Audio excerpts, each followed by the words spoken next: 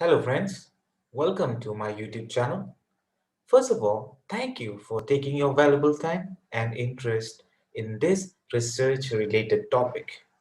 To begin with, I would like to share that the main reason that motivates me to record this video is because during the initial days of my research program, there was the time when I had to start publishing my research work, and at that point of time, I literally have no clue or idea about how and where to get my research findings published. So with this experience, I have the feelings that there is a possibility that there are some researchers, especially the beginners, who might be in the same positions or situation like I was. So therefore, I want to create a kind of awareness about this topic through this video. As a beginner, to know more about how and where to publish, irrespective of the researcher's background or discipline. These are the following broad stages that the researchers need to know or will go through when it comes to paper writing and publishing processes. Now, let's see in detail the process involved in each stage. Starting with the first and the most crucial stage, that is the writing of the manuscript or manuscript preparations. It is in this stage where the researchers will transcribe and draft his or her concept or idea or theory or findings supported by the data compiled during the study. This stage involved a lot of brainstorming, dedication, motivation, attention, and specification. All details and information drafted will undergo a series of modifications and editing until it is finalized. And once the draft is final, it is technically called the manuscript. So generally, the manuscript consists of the following major component, that is the preliminary material, the body of the text, and the reference list. It is known that the normal manuscript will consist of the following different subcomponents. However, for the sake of the beginners, let me focus on the preliminary material sections, and this section consists of the title of the manuscript, and the title of the manuscript should be concise, comprehensive, attractive, and specifically focus on the attention and the intentions of the paper. Next, what do you mean by first author, second author, or third author, and so on? These indicate the contribution of the authors to the work. The one who contributed the maximum is the first author. Other authors could be the supervisors or the co-supervisors, the co-researchers or scientists or researchers from within or from other institutions. Full postal address indicate the institution where the research was carried out, and the author's affiliation can be from more than one institution in one research paper. The corresponding author is the author who is communicating with the journal and receiving information or update from the journal on behalf of the rest of the authors mentioned in the paper.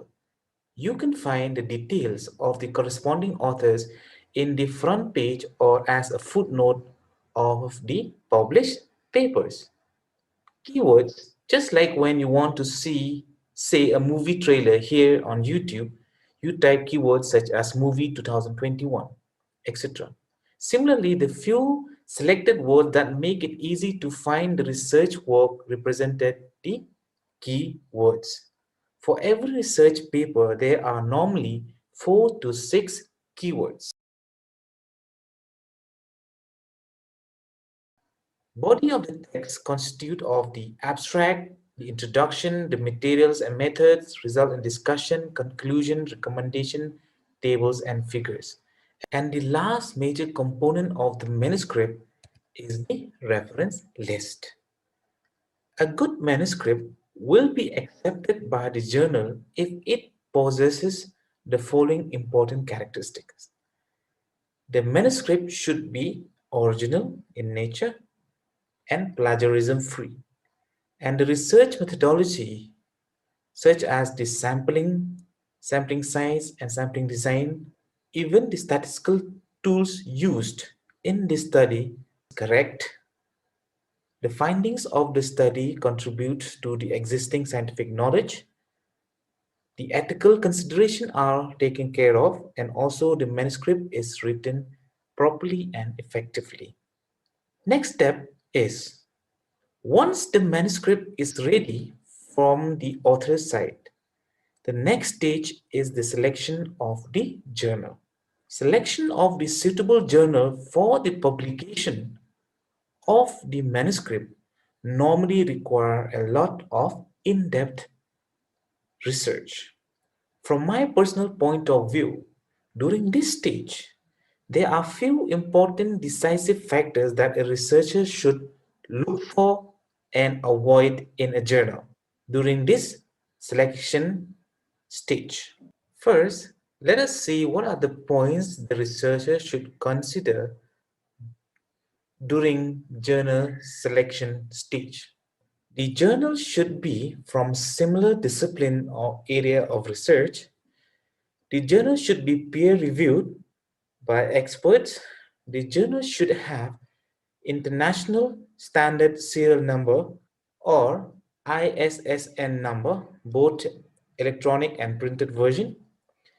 The journal should be indexed in a globally or national accepted database. The journal should be inclusive in a UGC care list in case if you are from India. And this is my personal view. Opt for publication with in journals with more than 8 to 10 volume. Check for the authenticity of the publishing house and also check for the fee structure because this differ from journal to journal. Some journal charge and some don't. Next, we will see the points that the researcher should avoid while selection of journals. What are these different points? The researcher should avoid selecting the journal if the journal is quality is poor. Avoid journals that does not review the submitted manuscript. Avoid journals that does not follow standard publishing practices. Avoid journals that is not included in the UGC care list in case you are from India. Avoid predatory journals. Avoid journals that ask for immediate payments after submission. Avoid journals that promise to publish the submitted manuscript within few days after submissions. Now, once the researcher keep in mind the points to look for and what to avoid, the researcher will be able to select few journals. Then from the selected few, one that deemed fit for the manuscript will be selected for submission of the manuscript. Once the stage of selection is completed, the follow-up stage is preparation of the manuscript as per the selected journal format. In this stage, the researcher can Google the selected journal website and go to the journal author's guidelines section on the website of the selected journal. Then the researcher have to prepare his or her manuscript as per the format of the journal following the given instruction in this author section. For example, such as change the font type, font size, spacing, in-text citation, reference style, etc. of the manuscript as per the standards given by the journal chosen. However, the point to remember is different journals adopt unique method and format for manuscript preparation. During this stage, Check carefully for the following. Check what type of in-text citation or reference do the journal adopt and follow accordingly. It can either be an author year system or the reference numbering system at a superscript or a bracket format. Check what kind of reference list is adopted and follow accordingly, ensuring all references mentioned in the text are cited in the reference list and vice versa. And also check how tables and figures should be prepared. The researcher must ensure that all figures and tables are properly numbered and cited in the text.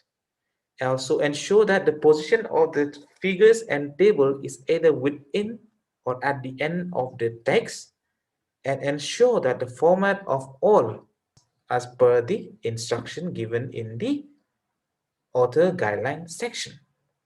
Now, once the manuscript is edited and arranged as per the instruction given by in the author's guidelines section in the journal website, the next stage is the submission of the manuscript to the selected journal.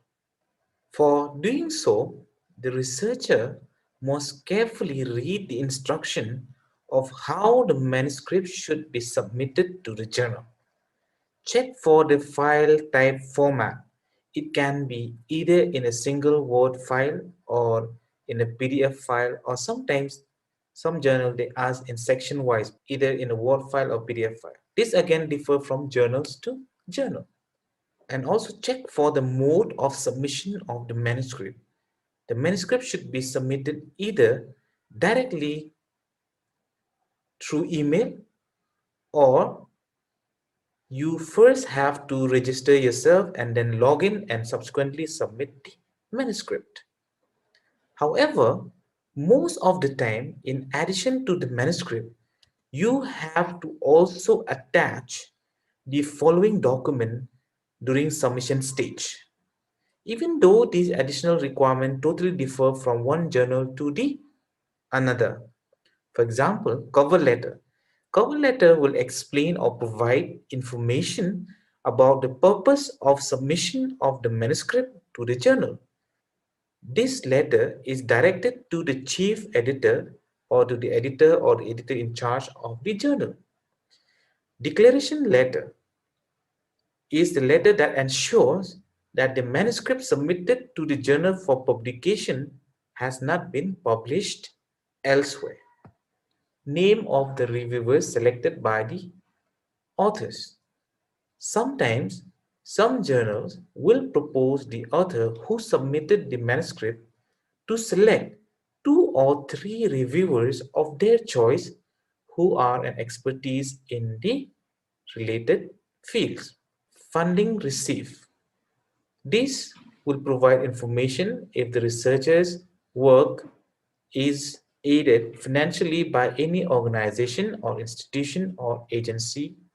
Authors' contributions.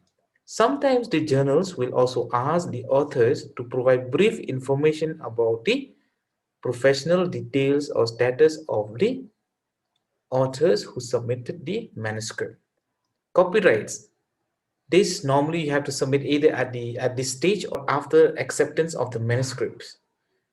This copyright form is mandatory to all journals. The copyright form will be signed by all the respective authors who contributed of interest, and ethical consideration, if any, is also provided sometimes. Once you have done all of the above and provide all necessary requirements, then the manuscript is officially submitted to the journal you have selected. That is, the manuscript is submitted for evaluation by experts. Next stage is awaiting for the response about the decision of the journals regarding the manuscript submitted. The first intimation from the journal will be the acknowledgement letter of receiving the submitted manuscript from the corresponding author. After this, the waiting game is on. and this might take months or more. After a certain period of time, when the manuscript have been evaluated by the experts or reviewers, the journal will again update the corresponding author in three general possible ways. The first two are the most direct response. This manuscript is accepted for publication or rejected. And along with this response, the corresponding authors will also receive acceptance letter or the non-acceptance letter from the journal. However, sometimes the reviewers or experts who evaluate the manuscript would like to ask for additional information or clarifications about certain section or parts of the manuscript.